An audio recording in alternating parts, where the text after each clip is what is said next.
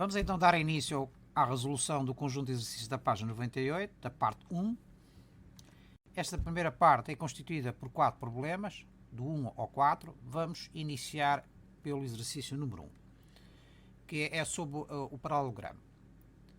Na figura ao lado, ABCD é um paralelogramo. Determina o ângulo BAC, portanto este ângulo aqui, justifica a tua resposta. Determina o ângulo CAD, este ângulo aqui, justifica a resposta e determina o ângulo DCB, portanto este ângulo aqui. Antes de dar início à resolução do exercício, propriamente dito, vamos recordar as propriedades do paralelogramo. Sabemos então que num paralelogramo os lados opostos são iguais, isto é, o lado AD é igual ao lado BC e o lado AB é igual ao lado CD.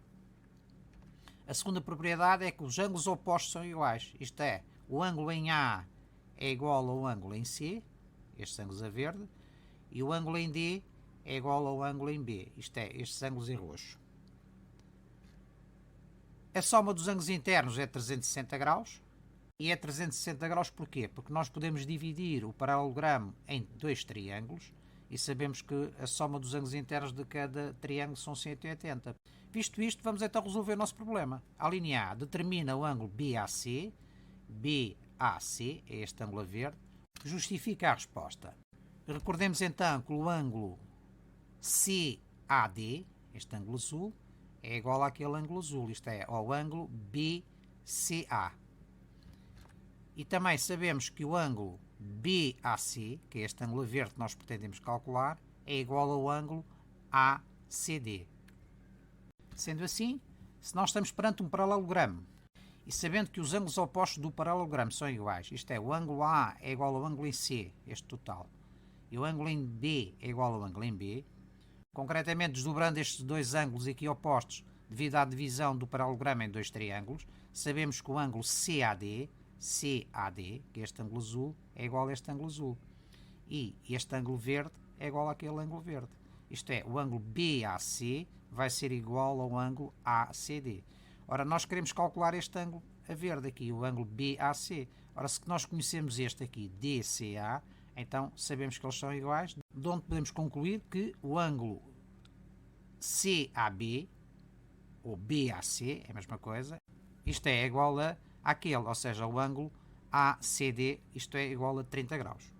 Vamos então à linha seguinte, diz o seguinte, determina o ângulo CAD, que é este ângulo aqui, justifica a tua resposta. Ora bem, se nós tivermos em conta a divisão do paralelogramo em dois triângulos, já conhecemos aqui dois ângulos, o ângulo em D, que é 110 graus, e o ângulo em C do triângulo, que é 30 graus.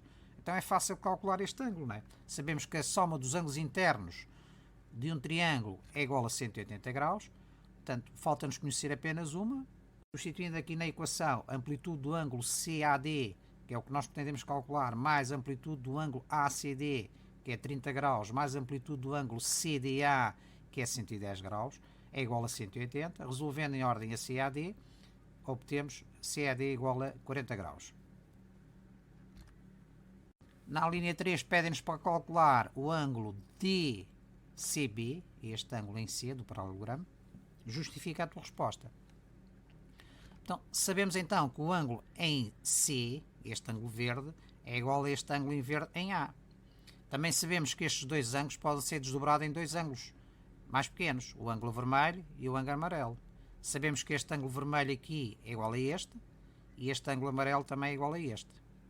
Sendo assim, se o ângulo em C é igual à soma destes dois ângulos, o vermelho e o amarelo, isto é, ao ângulo ACD, que é o amarelo 30 graus, mais o ângulo ACB, que é o ângulo vermelho, que nós neste momento desconhecemos, mas sabendo que este ângulo tem a mesma amplitude que o ângulo DAC, que nós determinamos na linha anterior, que tem 40 graus de amplitude, e tem a mesma amplitude porquê? Porque são ângulos de lados paralelos, então sabemos que este ângulo em ACB é igual a 40 graus também. Então 40 mais 30 vai dar 70. Significa então que o ângulo em C é igual a 70 graus. Vamos então ao segundo exercício, que diz o seguinte: identificar polígonos. Na figura seguinte estão representados vários polígonos, indica os que são quadriláteros, os que são paralelogramos, os que são retângulos, os que são losangos e os que são papagaios. Ora bem, antes de resolvermos o problema, vamos recordar os conceitos de quadrilátero e suas propriedades e relação entre eles com algum detalhe. Vamos então ver a classificação dos quadriláteros. Os quadriláteros dividem-se em trapézios, isto é, são polígonos que têm pelo menos dois lados paralelos, e os não trapézios, é o caso destes, não têm lados paralelos. Dentro dos trapézios podemos dividi-los em paralelogramos, ou seja, lados opostos paralelos, que é o caso do paralelogramo propriamente dito, o retângulo, o losango e o quadrado, e os trapezoides propriamente ditos apenas com dois lados paralelos, que é o caso dos trapézios. Trapézio isósceles tem dois lados iguais, o trapézio retângulo, porque tem aqui dois ângulos retos, e o trapézio escaleno, porque tem os quatro lados diferentes. Vejamos então aqui a relação entre as propriedades de alguns quadriláteros. Todos os quadrados são retângulos, mas nem todos os retângulos são quadrados. E é fácil de ver aqui pelo diagrama de Venn, não é? Portanto, sabemos que o quadrado satisfaz todas as características do retângulo, isto é um paralelogramo, ou seja, tem dois pares de lados paralelos. Portanto, o quadrado tem dois pares de lados paralelos, este lado é paralelo a este lado é paralelo àquele. Todos os ângulos internos são 90 graus, ângulos retos. As suas diagonais são congruentes, isto é, são iguais, as diagonais. E os lados opostos são congruentes, isto é, têm a mesma medida também. Mas, como nós podemos ver, o retângulo não satisfaz todas as características do quadrado. As suas diagonais não são perpendiculares. Se vermos aqui as diagonais, elas não são perpendiculares, enquanto as do quadrado são. E os seus lados são congruentes 2 a 2. Isto é, este lado é igual a este lado é igual a este. Enquanto o quadrado, além dos lados opostos serem congruentes, eles são todos iguais. E daí que podemos concluir que todos os quadrados são retângulos, é um subconjunto do conjunto dos retângulos, mas nem todos os retângulos são quadrados. Nomeadamente, todos os retângulos que estão fora desta área azul, que são retângulos que não são quadrados. Certo? Agora vejamos a relação entre os quadrados e os losangos. Todos os quadrados são losangos, também, mas nem todos os losangos são quadrados. E isto porquê? Se analisarmos, o quadrado satisfaz todas as características do losango, isto é, as diagonais são perpendiculares entre si, 90 graus, tem todos os lados congruentes, isto é, com a mesma medida, os ângulos opostos são congruentes, 90 graus, e os ângulos internos são suplementares, isto é, a soma é igual a 180 graus, 90 mais 90. Mas, como nós podemos ver, o losango não satisfaz todas as características do quadrado. Nomeadamente, os ângulos internos não são perpendiculares, enquanto no quadrado são perpendiculares. Temos aqui o losango e verificamos que os ângulos internos não são perpendiculares, enquanto no quadrado são os quatro perpendiculares. Daí que possamos concluir que todos os quadrados são losangos, mas nem todos os losangos são quadrados. Juntando as duas análises, isto é, a análise entre o quadrado e o retângulo e entre o quadrado e o losango, podemos concluir que todos os quadrados são retângulos e são losangos, mas nem todos os retângulos e losangos são quadrados. Isto é, temos os retângulos, temos os losangos e temos os quadrados. Portanto, todos os quadrados são retângulos e são losangos, mas nem todos os retângulos são quadrados, nem todos os losangos são quadrados. Vamos agora ver a análise entre o losango e o papagaio, e podemos chegar à conclusão de que todos os losangos são papagaios, mas nenhum papagaio é losango. Portanto, são conjuntos que não se interceptam.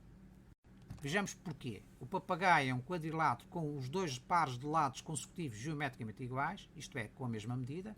Este lado é consecutivo deste e tem a mesma medida. Este lado aqui é consecutivo deste e tem a mesma medida. O losango é um caso particular de um papagaio. É um quadrilátero que tem os quatro lados geometricamente iguais. Em vez de ser do par de cima igual entre si e o par de baixo, neste caso tem os quatro lados iguais. Vamos então ver as características do papagaio.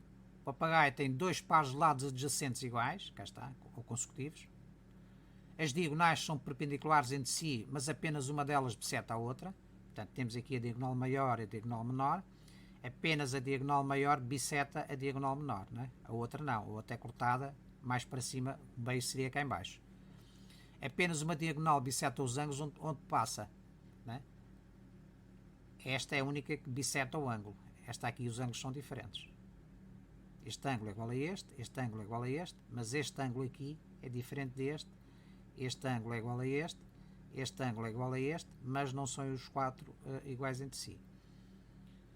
Enquanto no losango os quatro lados são iguais e as diagonais são perpendiculares entre si e cada uma delas bisseta a outra. Portanto, temos uma diagonal maior e a diagonal menor, são perpendiculares entre si. Esta diagonal divide esta pequena em duas partes iguais e esta diagonal pequena divide a diagonal maior em duas partes iguais também. Vamos então ver a linha A, indica os que são quadriláteros. Quadrilátero significa que o polígono tem 4 lados. Vejamos aqui, este aqui, o polígono D, tem 5 lados, portanto não é um quadrilátero, portanto podemos excluí-lo. Vejamos então o A. O A é um retângulo. O B é um losango. O C é um paralelogramo. O E é um trapézio retângulo. O F é um quadrado. O G é um papagaio. O H é um quadrado. E o I é um quadrilátero não trapézio. Isto é um quadrilátero com os lados todos diferentes e que não verifica nenhuma das outras propriedades. Por isso é considerado um não trapézio. Isto é, não tem pelo menos dois lados paralelos. Este lado não é paralelo a este e este lado também não é paralelo àquele. Portanto, resposta ao problema indica os que são quadriláteros. Portanto, são quadriláteros os polígonos A, B, C, E, F, G, H e I. A linha 2 indica os que são paralelogramos. Portanto, serão paralelogramos todos os polígonos que estarão incluídos dentro desta região. É o caso do polígono A, que é um retângulo. É o caso do polígono B, que é um losango.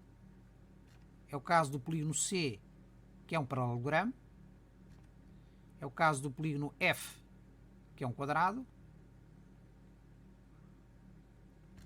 E o caso do polígono H, que também é um quadrado. Todos os outros não são paralelogramos. É o caso do papagaio. É o caso deste quadrilátero não trapézio. 4 lados em que não existe um par de lados paralelos. E o caso deste trapézio retângulo. Portanto, resposta, são paralelogramos os polígonos A, B, C, F e H. Vamos à linha 3, indica quais são os retângulos. Não esqueçamos a relação entre retângulos e quadrados, não é? Temos então o polígono A, que é um retângulo. Temos o polígono F, que é um quadrado. E temos o polígono H, que também é um quadrado. Recordemos que todos os quadrados são retângulos, mas nem todos os retângulos são quadrados. Neste caso, temos a garantia que todos os quadrados são retângulos, portanto, os quadrados devem ser incluídos. Portanto, a resposta é AFH. A linha 4, do mesmo modo, temos que recordar qual é a relação entre os quadrados e os losangos. Sabemos que todos os quadrados são losangos, mas nem todos os losangos são quadrados. Portanto, é importante recordarmos a relação entre os polígonos, recorrendo mentalmente à visualização do diagrama de Venn. Então, o polígono B é um losango, o polígono F, que é um quadrado, também é um losango, e o polígono H, que também é um quadrado, também é um losango. Portanto, resposta ao problema, polígonos B, F, H. Vamos finalmente à resposta número 5. Indica os que são papagaios. Aqui a questão é mais complexa. Temos que ter em conta duas noções. Sabemos que todo o quadrado é losango e sabemos que todo o losango é papagaio. Se todo o quadrado é losango e se todo o losango é papagaio, então significa que todo o quadrado também é papagaio. É um caso particular. Então vejamos, neste caso temos o polígono B, que é um losango. Temos um polígono F, que é um quadrado. É um caso particular do papagaio. Temos o polígono H, que é um quadrado, que também é um caso particular do papagaio. E finalmente temos o polígono G, que é um papagaio propriamente dito. Portanto, resposta ao problema: polígonos B, F, G e H. Vamos então resolver o exercício número 3. Diz o seguinte: em papel quadriculado, constrói um referencial cartesiano e monométrico idêntico ao da figura ao lado. Isto é, referencial cartesiano, temos o eixo X e o eixo Y fazem ângulos de 90 graus. Monométrico significa que a unidade de medida do eixo X é exatamente igual à unidade de medida do eixo Y. Assinala no referencial os pontos 1, 4, 1 e 5, 3 e depois vamos ver as outras perguntas em seguida. Portanto, à linha 1 temos aqui o ponto A da abscissa 1 ordenada 1, portanto 1 na abscissa, 1 na ordenada, a interseção destas duas paralelas define o ponto A. Depois 4, 1 significa que na abscissa temos 4 unidades, cá está, traçamos a vertical e na ordenada temos 1, traçamos esta horizontal, a interseção das duas vai dar o ponto B. E finalmente no ponto C temos a abscissa igual a 5, vertical, e depois a ordenada igual a 3, horizontal. A interseção desta horizontal com aquela vertical vai dar o ponto C. Temos então os nossos 3 pontos: A de coordenadas 1, 1, ponto B de coordenadas 4, 1 e o ponto C de coordenadas 5, 3. À linha 2, assinala o ponto D de modo que A, B, C, D sejam um paralelogramo. Portanto, nós aqui temos duas hipóteses. Se nós considerarmos aqui o lado AB e o lado BC, estamos a ver que o paralelogramo sai deste tipo. Portanto, paralelo ao lado BC, paralelo ao lado AB, a interseção destas duas paralelas vai definir aqui o ponto D. Portanto, esta é uma hipótese que nós vamos aqui explicar. Portanto, seja então o ponto A e B, define esta reta S, não é assim? E traçamos uma reta S1 paralela à reta S. Portanto, sabemos que o lado oposto é paralelo do paralelogramo. Por outro lado, o ponto BC define esta reta a laranja. Do mesmo modo, o lado oposto, que é esta reta cor-de-rosa, vai ser paralela. A interseção destas duas retas, isto é, a interseção da reta R1, a rosa, e a reta S1, a lilás, vai definir o nosso ponto D. Temos um paralelogramo. Esta é a primeira hipótese. Nós temos uma segunda hipótese. A segunda hipótese é considerarmos o lado AB, significa que o lado oposto vai ser paralelo, é este aqui, e temos o lado AC e o lado oposto é este aqui também, paralelo. A interseção destas duas paralelas vai definir um ponto D. Portanto, esta é a segunda hipótese. Então, como é que definimos? O ponto A e o ponto C definem uma reta, a reta T. Traçamos uma reta T1 paralela, passando por B, cá está a reta verde, e a reta AB define a reta S, e traçamos uma reta paralela por C, a S. A interseção destas duas retas, isto é, da reta S1 e da reta T1, vai definir o ponto D, que é o quarto ponto do paralelogramo. E então temos um outro paralelogramo definido. Vamos então ver dinamicamente. Temos o ponto A de coordenadas 1, 1, o ponto B de coordenadas 4, 1 e o ponto C de coordenadas 5, 3. Temos a primeira hipótese, paralela define o ponto D. Temos um paralelogramo definido. E vamos ver a segunda hipótese. O lado AC e o lado AB, paralelas a estes dois lados, vai definir o ponto D aqui a algures, de abscissa 8 e ordenada 3. Portanto, temos dois paralelogramos. Vamos então finalmente à última questão, que é a seguinte: calcular a área do paralelogramo ABCD. Para calcular a área do paralelogramo, podemos procurar o retângulo equivalente, que é este retângulo aqui atracejado castanho. Sabemos então que a área do retângulo é comprimento vezes largura. O comprimento é igual a quê? É igual a esta medida do segmento AB. Como é que nós calculamos esta medida? É a diferença entre a abscissa do ponto B e a abscissa do ponto A. Portanto, a abscissa do ponto B é 4 e a abscissa do ponto A é 1. 4 menos 1 são 3 cm. Portanto, o comprimento é igual a 3 cm. Para calcular a largura, basta ter em conta as ordenadas. Será a diferença entre a ordenada do ponto D e a do ponto A ou ponto B, ou poderá ser calculada como a diferença entre a ordenada do ponto C e a ordenada de um destes pontos, o ponto A ou o ponto B. Então a ordenada do ponto C, por exemplo, é 3 e a ordenada do ponto B é 1. Portanto, 3 menos 1 é 2. Portanto, a largura é 2. A área será comprimento vezes largura, ou seja, 3 vezes 2, 6 cm². Vejamos então que o retângulo equivalente é este atracejado castanho, e se nós verificarmos a área relativamente a este triângulo, é exatamente aquele espaço que é preenchido. É que nós façamos uma translação deste triângulo daqui da direita para o extremo esquerdo. Portanto, ficamos então com o retângulo. Passamos do paralelogramo para o retângulo. Se quisermos ter em conta o outro paralelogramo, o retângulo equivalente é exatamente o mesmo.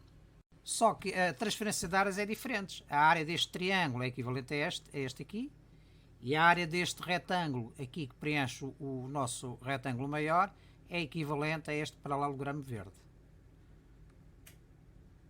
A área é exatamente a mesma, comprimento vezes largura. Vamos então finalmente ao exercício número 4, que diz o seguinte: reproduz em papel quadriculado, a fio ao lado, desenha o paralelogramo ABCD, sabendo que B pertence à reta S e D pertence à reta R. Pois bem, é-nos dado 2 pontos desse paralelograma, os pontos A e C, e é-nos dada as duas direções que vão definir os lados do paralelogramo. Sabendo que o ponto B vai pertencer a esta reta, pode estar para cima ou para baixo do ponto A, sendo que a posição do ponto D, que estará localizado na reta R, deverá estar de acordo com as duas direções dadas. Vamos então analisar as duas hipóteses. A primeira hipótese é a hipótese em que a ordenada do ponto B é maior do que a ordenada do ponto A. Isto é, o ponto B está na reta S, mas para cima do ponto A. Conhecemos então o ponto A e o ponto C, conhecemos as duas direções, a direção vermelha e a direção a verde, e sabemos que o ponto B pertence à reta S. Se ele está para cima, significa que tem que estar numa posição tal que seja a interseção da reta S com uma das direções, neste caso com a direção vermelha. Portanto, a posição do ponto B é esta. A partir daqui, sabendo a outra direção, passando pelo ponto C, a interseção com a reta R, vamos obter este ponto D. Temos o nosso paralelogramo definido. Temos aqui uma visualização do GeoGebra nesta construção. Mais à frente iremos ver a construção dinamicamente. A segunda hipótese será a ordenada do ponto B ser menor que a ordenada do ponto A. Isto é, o ponto B estará para baixo do ponto A. Definida então a posição do ponto B, nós sabemos que o lado BD está paralelo ao lado AC e o lado CD será paralelo ao lado AB. A interseção destas duas direções vai nos dar o ponto D. Temos aqui então uma visualização estática desta construção, mas vamos ver já em seguida a construção dinâmica das duas hipóteses. Vamos então ver dinamicamente no GeoGebra a primeira hipótese.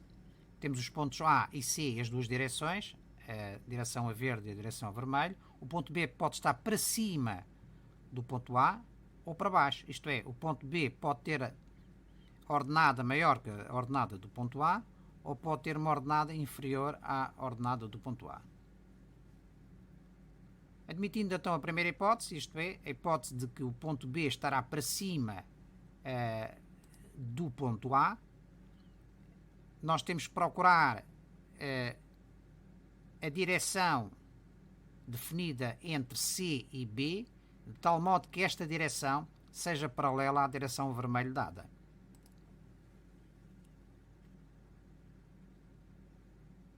Aqui não temos um paralelogramo.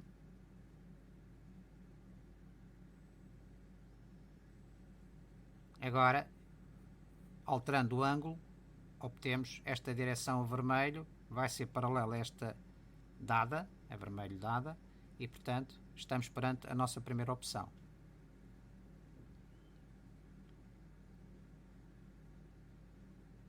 Vejamos então agora a hipótese 2, isto é, a ordenada do ponto B é inferior à ordenada do ponto A.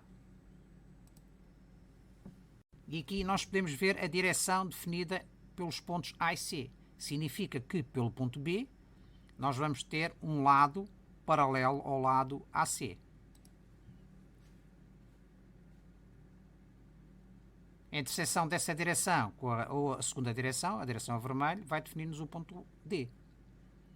Simplesmente, neste momento, ainda não temos as direções coincidentes. Isto é, a direção de construção não está coincidente ou não é paralela com as direções dadas.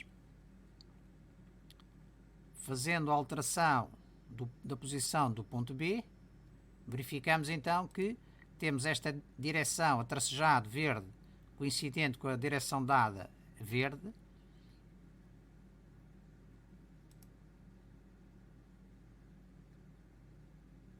Isto é a hipótese 1, a hipótese 2